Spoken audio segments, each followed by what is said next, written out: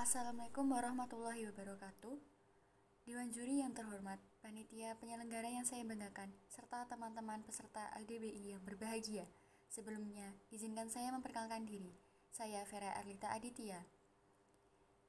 Pada kesempatan kali ini saya akan bertindak sebagai tim oposisi yang tidak mendukung mosi kita pada hari ini, yaitu Dewan ini akan menghapus pembagian kelas di sekolah dasar dan menengah yang mengelompokkan siswa berdasarkan usia dan sebaliknya akan mengelompokkannya berdasarkan kompetensi dan kecerdasan. Siswa yang berkemampuan rendah tidak akan mampu berpartisipasi secara maksimal jika mereka berada dalam kelompok yang juga berkemampuan rendah. Siswa yang berkemampuan tinggi tidak akan menurun performanya jika harus bekerja sama dengan siswa berkemampuan rendah, dan siswa yang berkemampuan sedang juga dapat bekerja sama secara maksimal asalkan mereka berada dalam satu kelompok atau dalam kelompok yang berkemampuan berbeda. Demikian juga dengan penilaian yang diperoleh dari tes notabene menggunakan kemampuan verbal atau bahasa. Hasilnya, apabila dilihat adanya ability grouping berdasarkan prestasi siswa, merupakan bentuk penggolongan siswa yang memiliki kemampuan atau kecerdasan, yakni kecerdasan linguistik dan logika matematika. Sedangkan siswa yang tidak memiliki kecerdasan tersebut ditempatkan di kelas yang kurang dan dianggap sebagai anak yang bodoh.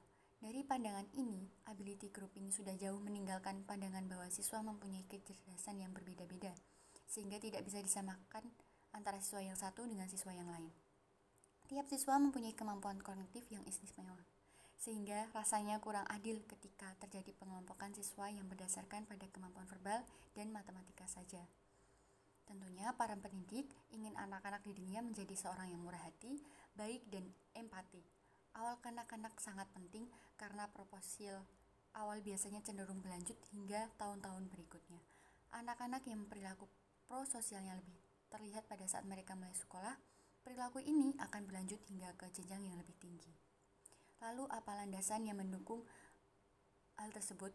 Yakni UU RI nomor 20 tahun 2003 bab 3 pasal 4 yang berbunyi, pendidikan diselenggarakan secara demokratis dan berkeadilan serta tidak diskriminatif dengan menjunjung tinggi hak asasi manusia, nilai keagamaan, nilai kultural, dan kemajemukan bangsa. Lalu apa tujuannya?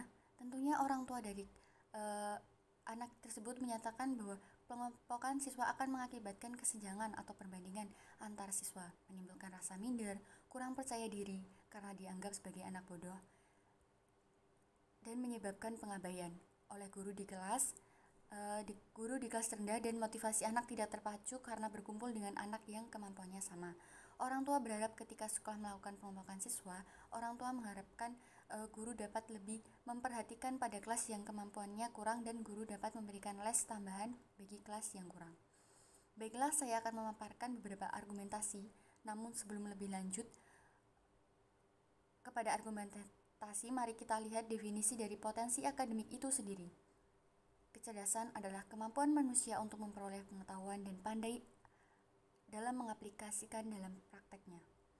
Kompetensi adalah kumpulan pengetahuan, perilaku, dan keterampilan yang harus dimiliki guru untuk mencapai tujuan pembelajaran dan pendidikan.